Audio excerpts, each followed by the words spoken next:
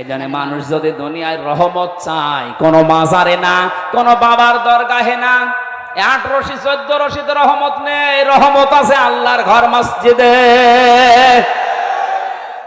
কোন রশিতে যাওয়ার সময় কেউ কি বলে আল্লাহুম্মা আফতাহ লি আবওয়াবা রহমাতিক? না, কিন্তু আল্লাহর ঘরে ঢুকলে আপনাকে বলতে হবে আল্লাহুম্মা আফতাহ লি আবওয়াবা রহমাতিক, হে আল্লাহ তোমার রহমতের দরজা সব খুলে দাও। তাহলে এই দোয়া দ্বারা বোঝা যাচ্ছে রহমত পেতে হলে যাওয়া লাগবে কোথায়? আরো জোরে। মসজিদের ভেতরে প্রবেশ করে ওনার যতই নিশা থাক বিড়ি খেতে পারবে। একটা পরিবেশ আল্লাহ বানিয়ে দিয়েছেন আলাদা। এ দেশটায় যদি কোরআনে কারিম কায়েম হয়, আল্লাহর কসম এমন একটা পরিবেশ তৈরি হয়ে যাবে, কোনো নেশা আপনার মুখে আসবে না, আপনি নিজেই পাল্টিয়ে যাবেন। আর এই পাল্টাবে কে? হামজা না, এটা আল্লাহর দায়িত্ব। লাকাদ সাদাকাল্লাহু, এই যে আল্লাহ নিজে এখানে ফাইল কর্তা। নবীজি জানিয়েছেন এই পৃথিবীতে আল্লাহর দ্বীন কোরআনের বিধান চালু করার জন্য কাজ করা এটা ফরজ, আর এর বিরোধিতা করা এটা কুফরি। আর কেউ যদি নিশ্চুপ থাকে যেন আমি কোনো দলে নেই, এর ভেতরে নেই, সে মুনাফিক।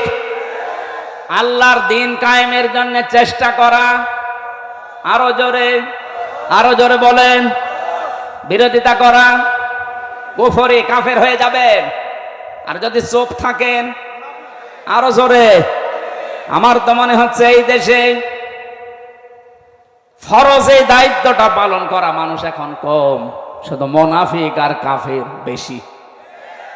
কিন্তু শুকরিয়ার বিষয় আস্তে আস্তে এগুলো পাল্টিয়ে যাচ্ছে। নবীজি জানিয়েছেন মান তামাসসাকা বিসুন্নতি ইনদা ফাসাদি উম্মতি ফালাহু আজরু মিয়াতি শাহিদ। আমার উম্মতের যখন দুরবস্থা চলবে, কেউ কোল কিনারা পাবে না দিশেহারার মতো, ওই কঠিন অবস্থায় যদি একটা মরা সুন্নাত কেউ জিন্দা করতে পারে, তার আমল নামায় 100 গলা কাটা শহীদের সওয়াব দেওয়া হবে। কোনদিন ভেবেছেন হাদিসটা নিয়ে? একজন শহীদের সওয়াব পেলেই তো আবু সাইদের মতো আপনি জান্নাতি। আবু সাইদ যে জান্নাতি আপনার কি বিশ্বাস হয় না? জালেমের জুলুমের সামনে নিজের জীবন পর্যন্ত যে লোকটা দিতে পারে, অনেকে তাকে এখনো শহীদ বলতে রাজি না। শহীদকে যদি কেউ শহীদ না বলে, তাহলে তার ইমানের সমস্যা হবে। কারণ কোরআনের আয়াতে আল্লাহ জানিয়েছেন শহীদদের ব্যাপারে খুব সতর্ক। শহীদরা মারা গেছে কথা মুখ দিয়ে বলা নিষেধ, এমনকি অন্তরে ধারণা করাও নিষেধ। একটা শহীদের সওয়াব জীবনে থাকলেই তো আপনি জান্নাতি। 100 গলা কাটা শহীদের সওয়াব আপনি টের পাচ্ছেন। চিন্তা করলাম তাহলে মরা সুন্নাত কোনটা দেখি তো। টুপি মাথায় দেওয়া মরা সুন্নাত না, কেউ দেয় কেউ দেয় না, এটা মরে যায়নি। জব্বা গায়ে দেওয়া মরা সুন্নাত না, এটা কেউ দিচ্ছে কেউ দিচ্ছে না, এটাও মারা যায়নি। খাবারের পরে মিষ্টি খাওয়া সুন্নাত, এটা মরা না, কেউ খায় কেউ খায় না। আমার দৃষ্টিতে ধরা পড়েছে একটা মরা সুন্নাত এই দেশে আছে। নবীজি কোরআন দিয়ে 10 বছর এই দুনিয়া চালিয়েছিলেন, রাষ্ট্র চালিয়েছিলেন। কয় বছর? আরো জোরে। এই 10 বছর বাংলাদেশ কোরআন দিয়ে চলবে, এইটা মরা সুন্নাত, এটা এখনো নেই। এই সুন্নাত দরকার নেই বলেন? এই সুন্নাত যদি চিন্তা করতে পারি আমরা, এদিককার টাকা এদিকে যাবে না। যত টাকা পাচার হয়েছে, আমরা চাই সব টাকা আবার দেশের রাষ্ট্রের কাছে ব্যবহার করা হোক, সব ফিরিয়ে নিয়ে আসেন। যদি নিয়ে আসতে না পারেন, এই জালেমদের মা বাবা স্ত্রী পুত্র যারা এতদিন এই জুলুমের টাকায় আরাম করেছে, ওদেরকে রাষ্ট্রের কাজে লাগান, কোনো ছাড় নেই এদের। এই যে বেনজির, আর কোনো নজির নেই। পৃথিবীতে একটাই মাল পয়দা হয়েছে, গোপালগঞ্জের 4 ভাগের 3 ভাগই তার। আমি বাংলাদেশের যত জেলাতে যাই, বিশেষ করে এই কিশোরগঞ্জ এলাকায়, প্রায় জায়গা কার? বেনজির। কার? বেনজির।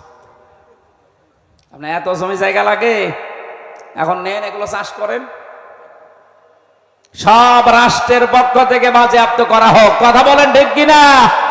শুধু এর না, এই 15.5 বছরে এই বাংলাদেশে মানুষকে মিথ্যা মামলা দিয়ে বেকার বেকার দোষ চাপিয়ে যাদের কাছ থেকে টাকা পয়সা কালেকশন করেছে, মনে আছে বাবার টাকা পায়, সে টাকা চাইতেছে।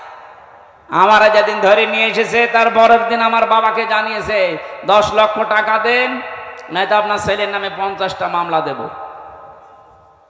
এই যে মাদারীপুরের এলাকায় বাড়ি, কাউন্টার টেররিজমের প্রধান ছিল আসাদুজ্জামান আর এই মনিরুল ইসলাম, গোপালগঞ্জে। আমার বাবা তো গ্রাম্য মানুষ, ভয়তে ছেলে একটা তো টাকা কোথায় পাবে, কে কোথায়, যা তা করে 8 লাখ টাকা সঙ্গে সঙ্গে দিয়েছে। তারপরও শয়তানরা কথা রাখলে তো হয়, আবার মামলা দিয়েছে, আবার দিয়েছে রিমান্ডে। ওরা বললো যে টাকা দেন, আমরা কিছু করব না, টাকাও নিয়েছে, মামলাও দিয়েছে, রিমান্ডও নিয়েছে। তাও 1 দিন 2 দিন 10 দিন। আমার মতো হামজা একজন না, হাজার হাজার 1,10,000 মানুষ এখনো বাংলাদেশের জেলখানায় জেল খাটতেছে। অধিকাংশগুলোই মিথ্যা মামলার আসামি, যাদেরকে এইভাবে মিথ্যা মামলা দিয়ে এদের কাছে মনে হচ্ছে টাকা পাইতো ওর বাবা ওর দাদা, সেই টাকা চাইতে এসেছে। এভাবে যারা টাকা পয়সার মালিক হয়েছেন, এই টাকা সব যেন রাষ্ট্র পক্ষ থেকে ঘরত নেওয়া হয়। যারা ভিকটিম আছে, যদি পারেন খোঁজ করে তাদের কাছে দেন। আমারটা তো আমি পেতে পারি, এই মাদারীপুরের টাকের হাটে বাড়ি, মিজান আমার মামলার আয়ু। আমি চাই আমাকে যেহেতু বেকসুর খালাস দিয়েছে আদালত, তার মানে আমার কোনো দোষ পাইনি। কথা বলে না কেন? কোনো দোষ পাইনি, যে মামলায় নিয়েছিল কোনো দোষ নেই, এই জন্য তো বেকসুর খালাস দিয়ে দিয়েছে। সুতরাং আমি যেহেতু নির্দোষ প্রমাণ হয়েছে দেশের আদালতে, আমার বিপক্ষে মামলার আয়ু থেকে একেবারে ওই যে হাত খোলা ওই পর্যন্ত যারা জড়িত ছিল তাদেরকে আমি 3 বছর জেলে দেখতে চাই। কোনো শাস্তি নেই, এটাই তাদের শাস্তি। আর আমার বাবা যেহেতু 8 লাখ টাকা দিয়েছে, আমরা এদের কাছে প্রত্যেকের কাছে 8 লাখ টাকা চাই, দেন। টাকা বাবার টাকা সব কামাই করিস, যত টাকা অবৈধভাবে কামাই হয়েছিল এই টাকাগুলো যদি রাষ্ট্র এখন বাজেয়াপ্ত করে, দেশ দাঁড়িয়ে যাবে, কোনো অসুবিধা নেই। ডক্টর মোহাম্মদ ইউনূস জানিয়েছে যত টাকা পাচার হয়েছে 3 ভাগের 4 ভাগ টাকা অলরেডি আসা আরম্ভ হচ্ছে, প্রক্রিয়া আরম্ভ হয়ে গেছে। আর 1 ভাগ বাকি আছে, ওইটাও নিয়ে আসা হবে। যারা নিয়ে আসতে পারবে না, সারা জীবন এই দেশের গোলামি করা লাগবে। টাকা আত্মসাৎ করবা। কালেমার পতাকা উদ্দিন হয়ে পথ পথ করে উঠবে, এটা কোরআনের পাখির স্বপ্ন ছিল। যেহেতু তিনি নায়েবে রাসূল, লা তাদখুলুন্নাল মাসজিদাল হারামা ইনশাআল্লাহু আমিনিন, প্রবেশ করবেন অবশ্যই আপনি মসজিদে হারামে নিরাপত্তার সাথে। মসজিদে হারাম বাংলাদেশে আছে? বলেন না কেন? তাহলে এই আয়াত কি বাংলাদেশের জন্য না? কিভাবে আপনি ব্যাখ্যা করবেন? মসজিদে হারাম যেহেতু নিরাপদ জায়গা, নিরাপত্তার জায়গা, কোরআনে কারিমে সূরা আলে ইমরানে আল্লাহ পুরা এরিয়াকে বলেছেন এটা নিরাপত্তার শহর। কোরআনের এই নির্দেশগুলো যদি এসে পালন হয়, রাষ্ট্রীয়ভাবে যদি কায়েম হয়ে যায়, আল্লাহর কসম 56,000 বর্গ মাইলকে আমার আল্লাহ নিরাপত্তার শহর বানিয়ে দেবে। এমন মুসলমান তৈরি হবে এই দেশে, টেকনাফ থেকে তেতুলিয়া পর্যন্ত একটা মহিলা যুবতী সাজগোজ করে যাবে, শুধু আল্লাহর ভয় ছাড়া কোনো ভয় তার ভেতরে থাকবে না। প্রশ্ন আসতে পারে তাহলে যুবক মানুষ, হ্যাঁ যুবকগুলো এমন মুসলমান হবে। বিশ্বনবীর ইন্তেকালের কিছুদিন পর এক যুবতী মেয়ে তার আত্মীয় বাড়িতে যাবার সময় পাহাড়ের পাদদেশে ভয়ে ভয়ে আছে, সন্ধ্যাবেলায়, না জানি আমার সব হারিয়ে যায় কিনা। হঠাৎ দেখতে পেলেন অন্ধকারের ভেতরে সামনে দিয়ে একটা যুবক আসতেছে। বলে, মা আপনি আমারে দেখে ভয় পাবেন না, কোথায় যাবেন আপনি আমারে বলেন, পাহারা দিয়ে আপনাকে আমি পৌঁছিয়ে দেব। আমার পরিচয় শোনেন, আমি মুসলমান, আমি অন্য জাতির লোক না, আমি মুসলমান। আমারে দিয়ে কোনো রকমের অসুবিধা আপনার হবে না। আমরা এই মুসলমান সামনে দেখতে চাই, বলেন আমিন। আল্লাহ দিয়েছেন নিরাপত্তার শহর বানিয়ে দেবে আল্লাহ বাংলাদেশকে। আল্লাহ যেন এরকম একটা কিছু আমাদের চর্ম চোখে দেখার তৌফিক দেন, বলেন আমিন। বহু কিছু আমরা দেখলাম এই 53 বছরে, শুধু এটা দেখতে বাকি আছে যে কোরআনে কারিম দিয়ে দেশ চললে কেমন দেখা যায়। এটা মিনি জান্নাত হয়ে যাবে, আপনি ভাবতেও পারছেন না কেমন হবে। আল্লাহ যেন আমাদের চর্ম চোখে এটা দেখে মরার তৌফিক দান, বলেন আমিন। মা বোন যারা এসেছেন, অন্যান্য ধর্মের লোক যারা এসেছেন, কোরআনের বিধান যদি সত্যি কায়েম হয়ে যায় সবাই নিরাপদ থাকবেন।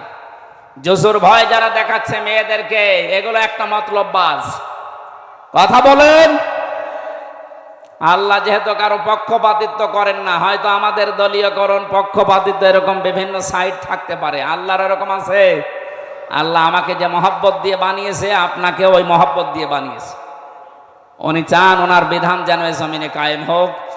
আল্লাহ আমাদেরকে তুমি এটা দেখে মরার তৌফিক দাও, আল্লাহুম্মা আমিন। লা ইলাহা ইল্লা আনতা সুবহানাক ইন্নী কুনতু মিনাজ জালিমিন।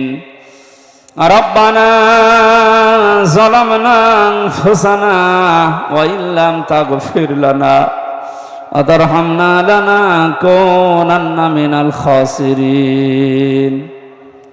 ও আসমানের মালিক, জমিনের মালিক, যত মানুষ এখানে আমরা আছি, বিভিন্ন ধর্মের মানুষেরা আছি, সর্বধর্মীয় সর্বদলীয় আমরা সম্প্রীতির একটা সম্মেলনের আহ্বান জানিয়েছি। যারা এখানে এসেছি আমাদের ভেতরে তুমি সর্বোচ্চ সম্প্রীতি তৈরি করে দাও। আমরা মানুষ, এইটাই আমাদের পরিচয়। আল্লাহ তাআলা মানুষ হিসাবে মানুষের